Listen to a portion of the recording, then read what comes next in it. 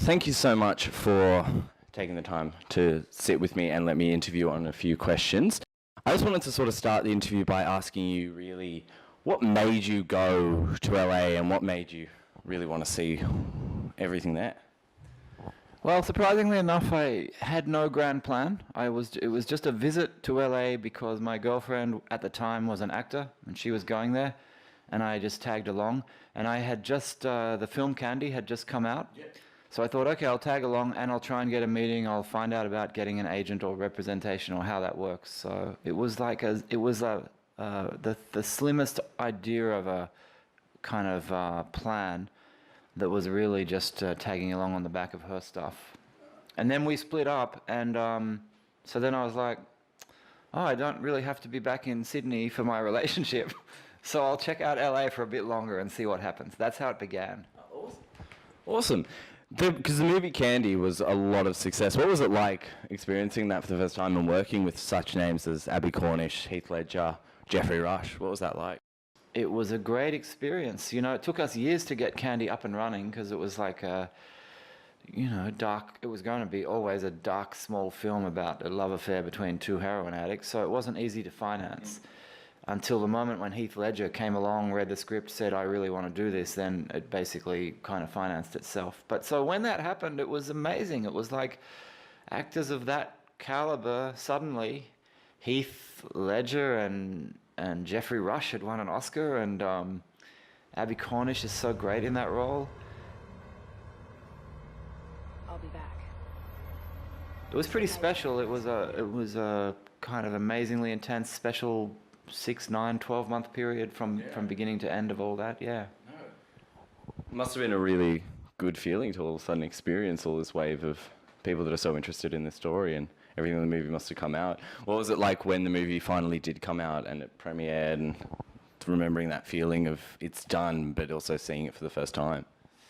Yeah, it was a great feeling. We premiered at world premiere was the Berlin Film Festival, so that was just exciting at the level of having a trip to Berlin and wearing a suit and doing the red carpet thing, and all of that was amazing. And sitting watching the movie with 1,200 people was kind of pretty incredible feeling. People get moved by the movie. That was great. But the Australian premiere in some ways was better because it was like family and friends were there, and everybody got to, it was a bit of a love fest in Sydney, because there was just a lot of people who were involved or who knew people who were involved. So there was a lot of goodwill for the Sydney premiere. It was excellent. Yeah. And so you've had great success with that, and you've then come to LA and you've landed in LA and you've realized that this is where you want to be, this is where you want to stay. I guess what was your main thought then? Like, what was running through your head getting off that plane, realizing that this is where you want to be right now? Yeah, I didn't get off the plane realizing this is where I want to be. It just gradually became, this is where I'm going to hang for a while. And the feeling coming off the back of Candy, I didn't realize it was a good feeling, and it opened doors. Like, people in LA, agents, recognized that Candy was a good film.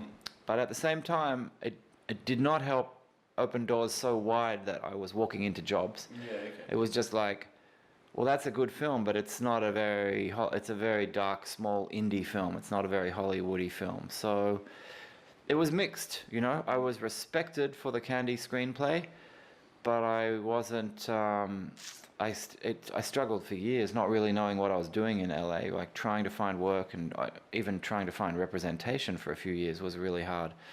It wasn't an easy town to settle into, but I was patient and persistent, and kept pushing along until finally a couple of things happened here and there and led into bigger things. But it was a really slow process, that's the point. Yeah, okay.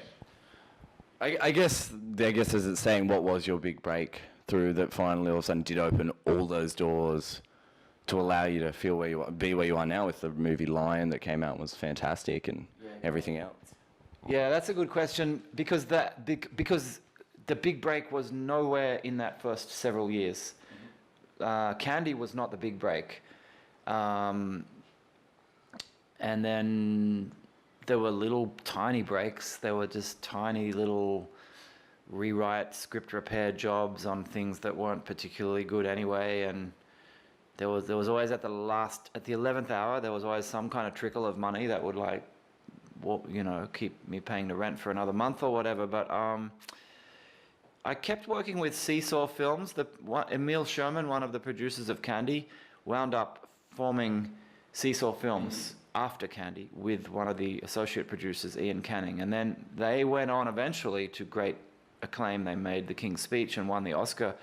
And then their lives changed completely. So then they had power and respect and started making all sorts of good films. And we had a continuing relationship. So I worked on a couple of fiddly things with them over the years that never happened, but that just helped me pay some of the bills, and just film ideas that I did some research on for them, films that never eventuated. And then eventually I wrote this script, Life, about this friendship between this Life magazine photographer, Dennis Stock, and James Dean, and the famous photo that Stock took of James Dean in the rain in Times Square in 1955, like 6 months before he died. So I wrote this kind of philosophical buddy movie, road movie. Anton Corbijn made it. The film itself is okay. It's not perfect, but the script was, I would have to call that not the big break, but the first really big turning point.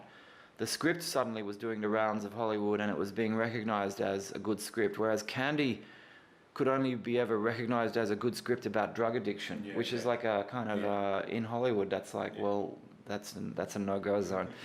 Life was a life-affirming script, even though it was kind of about death, James Dean's death. But then that led into, so on the inner circle of Los Angeles, that was a script that started acting as a turning point for me.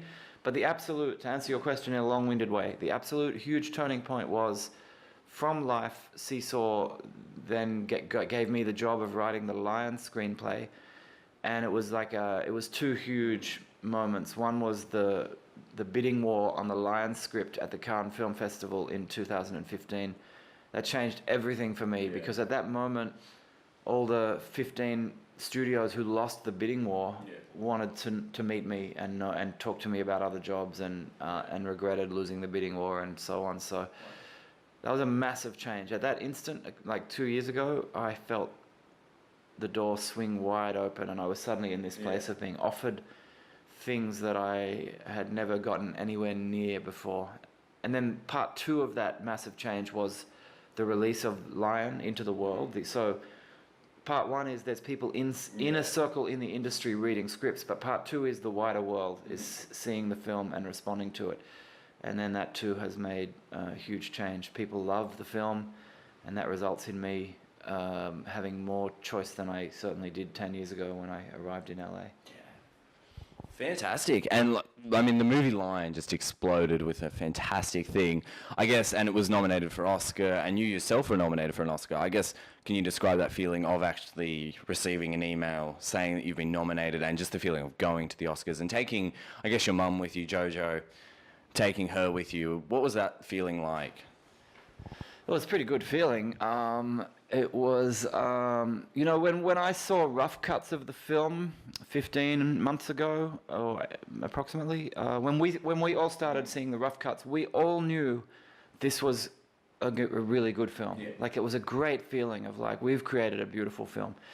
But it was still like, first 50 minutes of this film is a 5-year-old non-professional actor speaking in Hindi with English subtitles. There wasn't a huge feeling of like, this is the kind of film that will be in the Oscar running. It just didn't. It was an outsider film in that sense. And yet that happened. So that was an amazing moment. And I didn't receive an email when I learned that I'd been nominated. They announced the nomination, so it's a kind of online thing. It was very specific time, like 8:12 in the morning in New York. And I was in LA, so it was only 5 in the morning. So I didn't set my alarm. I had my phone on silent because I didn't want to wake up at 5 a.m. I just wanted to wake up and find out what the news was. And when I woke up at around 8:30 or something like that, I reached across, picked up my phone, and on the phone screen, there were just I could see lots of exclamation marks. That was the first thing I saw, the little summaries of the text messages on the phone screen. and the word congratulations and all of that kind of thing with 4 exclamation marks in a row. So that was the moment that I found out and that I'd been nominated. It was a pretty special feeling. It was great. I imagine just sitting there in the seat and then your category comes up with just the feeling of your name is with all of these other people that had been with them before. Again, would have been such a great feeling. It's you know, it's just Oscars. It's just a thing. It's just glitz, whatever. But on the other hand, it's there's 5,000 voters who are deeply part of the film industry, and somehow, one way or another, they've decided that you and 4 other films are like the final 5 films worth validating and praising, and that was a special feeling. And to be in company with these other really excellent films was just kind of a magical moment. Yeah. I guess one last question now is, from before you said contacts, I guess, would there be any contacts that you have in your phone right now that people would be very shocked and surprised to have, or something like that, that you have those contacts or have meet those people that you would just be like, oh, wow? Yeah, I guess. I mean, yeah, I guess there's some, I'm just laughing because my friend, Can you name drop a few? no, my friend, you tend to put, just in case your phone ever gets stolen, you tend to put certain contacts in your own phone as a, you know, initials or as a... Okay, yeah. Any initials in the phone that you'd probably be like, oh, no, but... can I have their number maybe, or... Yeah, no, probably. There's probably a few names in my phone book that are in my contacts list that are, you know, direct numbers to people who are doing amazing things. But I'm just laughing because my friend Andrew Dominic, who directed the assassination of Jesse James by the coward Robert Ford, he never put code names in his phone book, and he lost his phone in Australia. And he found it. Two guys found it in some suburb of Melbourne, and he went out to, and they had gone through, and he also had no password on his phone. It was just completely unguarded. So they're flicking through his contacts list going, this guy's got Brad Pitt on his phone, and there were a few other names, but Brad Pitt's the one I remember. And when he goes to pick up his phone, they were laughing about this thing, and they said, so what do you do? And he said, I'm a director. And they're like, oh yeah, would you have directed anything we know? And he was like, I directed this film, Chopper. And they're like, oh my God. And they run inside, they get the DVD of Chopper, and they look at the name in the small print of the director, and they go, this is you. And he's like, yeah, that's me. And they're like, what? So the Brad Pitt number was real? And he's like, yeah, it was real. Yeah. Okay, but no, I can't. I'm not going to tell you. I can't really say names of people on my phone. There's not many, to be honest. No. And it's just mid-level, whatever. Yeah. Yes. No, thought it was worth a try. Well, Luke, thank you so much for taking the time to let me interview you and find out a lot more about the inside of you. And it seems like you're doing fantastic things. Thank you. Thanks very much.